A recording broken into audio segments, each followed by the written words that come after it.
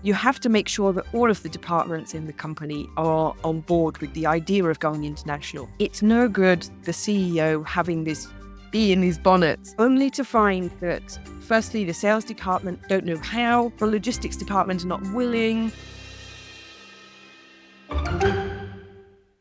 Hello, Clever Heavens Tribes! And I cannot believe this is the Season 7 finale. This year went by quick.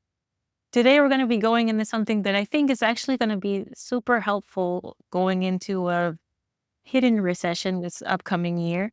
I have Kathryn Read. She is from International Expansion Explained, which that already sounds pretty cool. But she focuses on import and export from Asia to Europe and back the other way too, for over 25 years. So she has a lot of expertise to share with us today. Hey, Kathryn, thanks for coming. Thanks for inviting me. It's a pleasure to be here, and especially when it's like let's say the Christmas special season finale. So yeah, thank you. But you focus on SMEs, small and medium-sized companies that sell fast-moving consumer products, which is food and drinks. So how does that work? Most countries, something like 90% are actually small and medium-sized businesses. And some of them are actually pretty big businesses, maybe a couple of hundred employees, maybe even up to 1,000 employees, or even smaller businesses who are doing maybe 500,000 or up to 5 million euros. For lots of them, they really have no idea where to start doing international expansion. I felt that there was a need in the market for both consulting and coaching in order to help those who often have really innovative products to actually expand internationally and reduce their risk profile by being present in more than one market. You have to make sure that all of the departments in the company are on board with the idea of going international. It's no good the CEO having this bee in his bonnet, only to find that, firstly, the sales department don't know how, the logistics department are not willing. There are a lot of things that companies can do, starting from having an export audit done, getting some market ranking reports done to see if they're really thinking about expanding into the right market, and doing a lot of research up front, talking to people, talking to their own chambers of commerce and trade agencies in the country. Use the free resources that are available to lots of small companies, because often there are grants and financial support available. It's important to also talk to colleagues. You don't have to reinvent the wheel, but you can learn what they struggled with and how they went about things and how they maybe wished they'd gone about things retrospectively. And once you've actually made that step and you're exporting into, say, a range of 5, maybe 10 markets, then you are reducing your risk insofar as it's very rare that the whole world goes into recession at the same time. Even in 2020, when it felt like the world completely shut down, there were markets like Vietnam or even China, Taiwan. Those markets actually grew in 2020. Even at that time, not everybody was in recession at the same time. Or 2007, 2008, at that time, Europe, the countries in Europe went into recession at different times. So if you were covering more markets, you probably already had or always had a market who were going to be having a certain amount of growth in certain niches. Yeah, I heard of another client of mine say about a year ago, he used to work for a larger corporate, but he said we had the domestic in US and then they had the whole region of Latin America. And they said, it seems like each country in Latin America is pretty small, but put together, that whole region was about the same amount of sales as the domestic market. So this is something that you don't want to sleep on, people.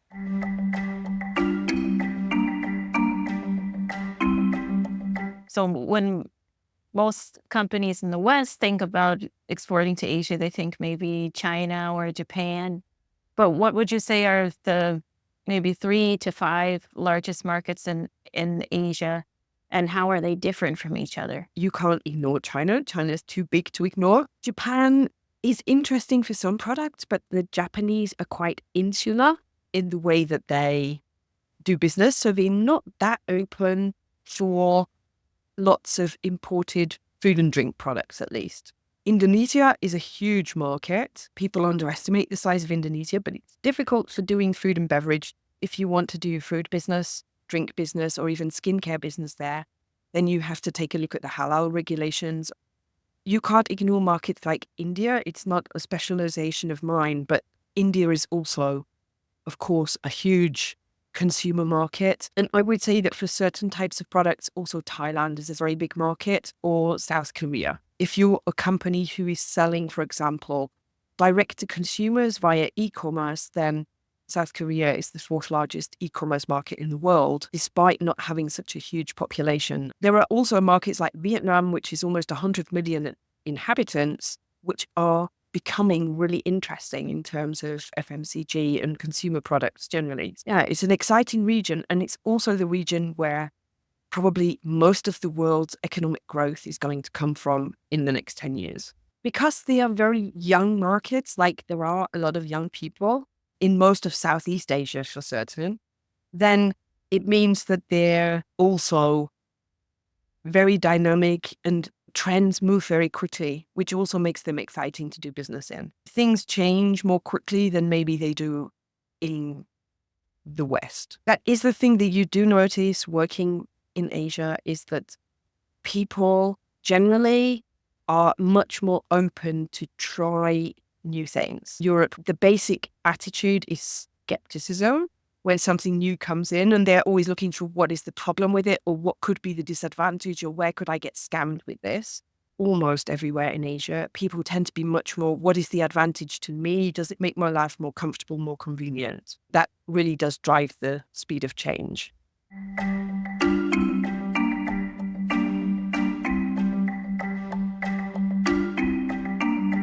Exports to Europe, like you had a whole blog post article about bubble tea, boba, and there's a whole bunch of other things that are becoming very popular. There's pho from Vietnam, all the Thai food, Korean barbecue, K-pop on the other side, J-pop, K-drama. Why are those things taking off so well in other markets, do you think? They've had a lot of government support, and they hit a vibe at a certain point in time, and things start moving. I mean, for decades, I guess, pretty much every small town has had a Chinese restaurant, but now it's also starting to expand beyond that, isn't it? Streaming services such as Netflix, of course, has made it much easier for smaller language options to come through. 20 years ago, it would have cost so much to have prepared all of the dubbing or all of the subtitles for something in Korean or Japanese or in some of these smaller languages.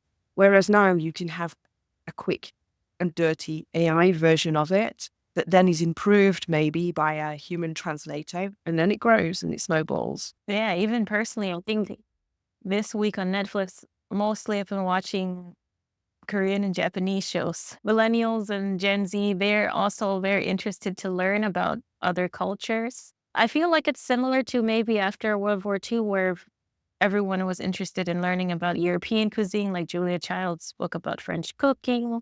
You had Maher Jaffrey with her books about Indian cuisine. Do you feel like we're in the same type of vibe for maybe these smaller countries now? Definitely. I mean, I've been seeing also a lot of creators coming up with Cambodian cuisine, Korean cuisine. And I mean, I find it really interesting.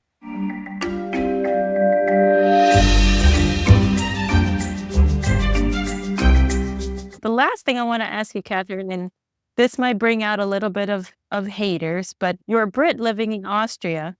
So you speak English, French, German, and then you do business in Asia, but you only speak basic Chinese. So we can tell that you know your cultural stuff back and forth. So how is it possible to have cultural competency without language fluency? What do you think? It's a question of empathy and being willing to listen. If you've already learned one foreign language, then you have already seen what it's like to not be able to express yourselves fluently.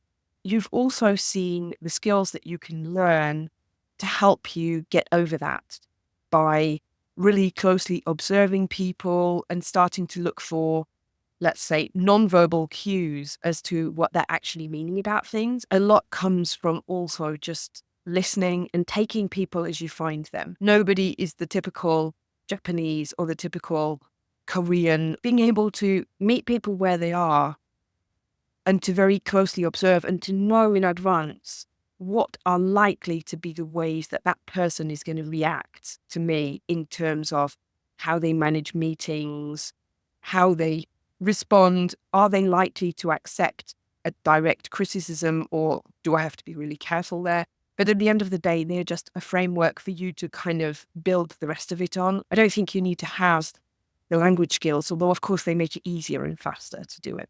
It's a little bit like peeling an onion, you know? The first time that you go to a country, you just take off the first layer. You learn how to be polite. You learn how to say please and thank you. And you learn what not to do to really offend people. As you spend more time in a country, firstly, you learn more about the country. And secondly, you learn more about the specific people that you're doing business with. Your relationship deepens, doesn't it? An excellent metaphor to end this with. But Kathryn, can you tell us where we can find you online to get more of your great insights? I know you do lives, you have your blog. Please tell us where we can see those. Well, you can find me at kathyrnread.com, or you can also find me on LinkedIn, as well as other socials, but probably on my website or on LinkedIn are the best places to find me. And like most of the interesting people we've seen on here, I found her on LinkedIn. Thank you so much for staying with us until the end. I hope this has just widened your perspective a little bit more, especially now, unfortunately, we're having a bit more of an us versus them moment with Asia. I cannot believe this. Season 8 is coming. But until next time, this is GabyV for Clever Hybrids, and we'll see you in the next one.